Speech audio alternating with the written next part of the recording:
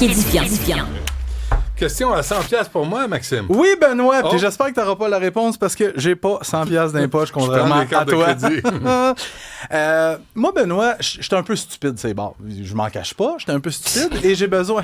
Non, mais j'ai besoin qu'on m'explique les choses. Ce matin, je tombe sur l'article de mon collègue Antoine Lacroix au sujet de cette fraudeuse. Elle s'appelle Valérie Vaillancourt-Dalphon, qui vient d'être condamnée à une peine de 9 mois d'emprisonnement pour une fraude de 50 000 $.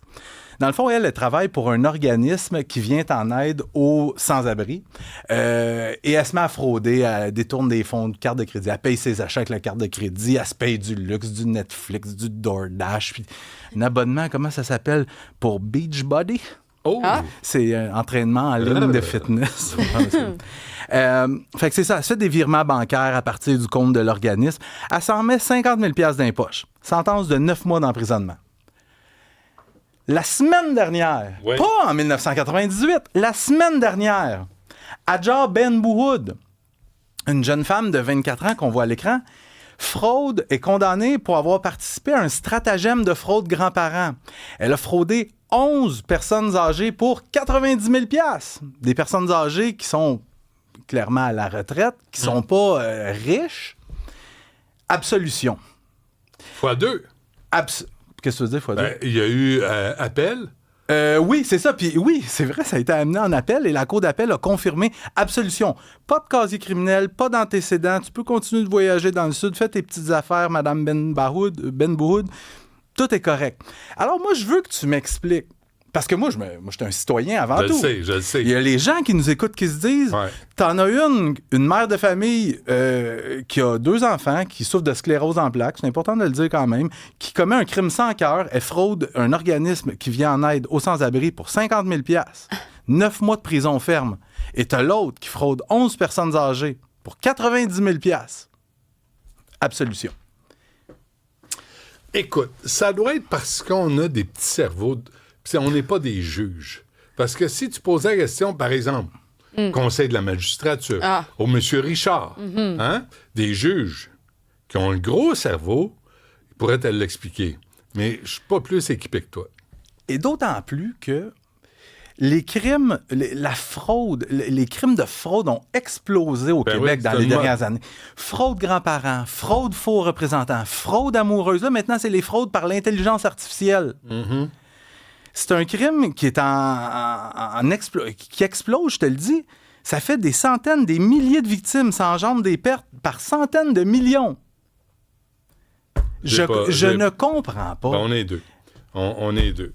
Mais on invite les juges. Appelez-nous. Écrivez-nous. Maxime Delan, t'as une adresse? Maxime.delan, commercial, agencemi.ca. Agence QMI, c'est facile à retenir. Je me suis même créé une page Facebook. Oh mon Dieu, j'espère qu'il y a des photos. Dangereux criminel arrêté pour un autre meurtre. James Gould, qui a été arrêté hier pour un meurtre commis à Montréal il y a 19 ans, en février 2007. James Gould n'a pas été trop difficile à trouver. Il était emprisonné au pénitencier de Drummondville. Mais ce gars-là, Benoît, James Gould, c'est un vrai danger public, un gars extrêmement violent. Après 19 ans d'enquête, les enquêteurs des meurtres non résolus de la police de Montréal ont fait réanalyser des éléments de preuve trouvés sur la scène de crime à l'époque. On a été en mesure de relier James Gould à ce meurtre-là. Ça s'était produit dans l'arrondissement de La Salle. Il y a la victime, s'appelle John Parizeau, qui était dans sa voiture avec James Gould, et à un certain moment, Gould sort un long couteau et l'enfonce dans la poitrine de John Parizeau. John Parizeau était mort des suites de ses blessures, et à ce jour, on ne connaît toujours pas le motif du meurtre. Mais quand je te disais que James Gould était quelqu'un d'ultra-violent, un peu plus de 2 mois après ce meurtre-là, James Gould est dans une soirée à Dorval et il se met à se chicaner avec sa conjointe.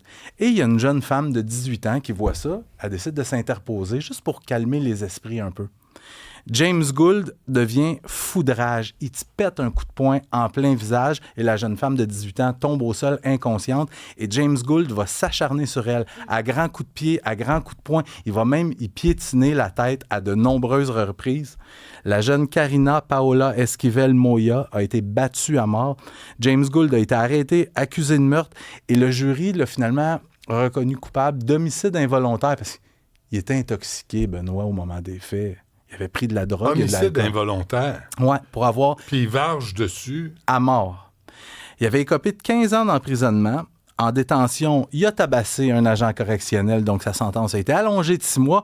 Et il a fini par être libéré. Il est revenu dans l'actualité l'année dernière parce que ça faisait 3 mois que la police de Montréal le cherchait parce qu'il ne s'était pas rapporté à sa maison de transition, Benoît. Arrête! Et on a fini par le trouver dans le quartier Côte-des-Neiges à Montréal. Il y avait une arme à feu avec des munitions sur lui et 2 valises renfermant 950 000 $ en argent comptant. Je comprends pas. Fait que là, on l'a renvoyé au pénitencier et c'est là qu'il a été arrêté pour le meurtre de John Parizeau.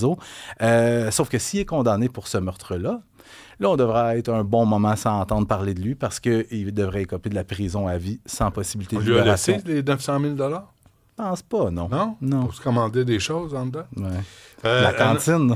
La cantine. Oui, la cantine. Un homme coupable du meurtre de sa propre mère. Ouais, je vais faire ça rapidement. Le verdict est tombé au procès de Stéphane Lennon, qui était accusé d'avoir battu sa propre mère en 2023 en Estrie à la suite d'une banale chicane concernant la tonte du gazon.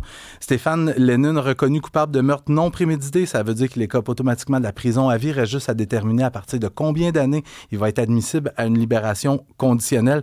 Juillet 2023, Stéphane Lennon est avec sa mère Sylvie Compagna. Ils tondent le gazon ensemble. Madame Compagna est sur le tracteur à gazon.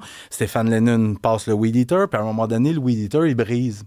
Et sa mère n'est pas contente. Elle dit « Stéphane, ça coûte cher, ça coûte 250$ le weed eater. » Elle est fâchée contre lui. Il dit « Va donc faire un tour. » Mais Stéphane Lennon rentre dans la maison à la place et il attend sa mère. Quand sa mère rentre à l'intérieur, il l'a frappé à qui mieux. C'est sauvage comme agression. Il l'a battue à mort et c'est finalement une amie de la mère qui devait aller souper avec elle, qui s'est rendue chez elle, a trouvé la victime inconsciente au sol. Elle a raconté en cours qu'elle avait la tête grosse comme un ballon de basketball. Stéphane Lennon a été accusé, condamné. Et la pathologiste qui a examiné le corps n'a même pas été en mesure de dire combien de coups la femme avait reçu tellement les blessures étaient graves. Alors, Stéphane Lennon, condamné, devrait écoper de la prison à vie. Reste à savoir après combien d'années il va être admissible à une libération conditionnelle. Merci, Maxime. À demain.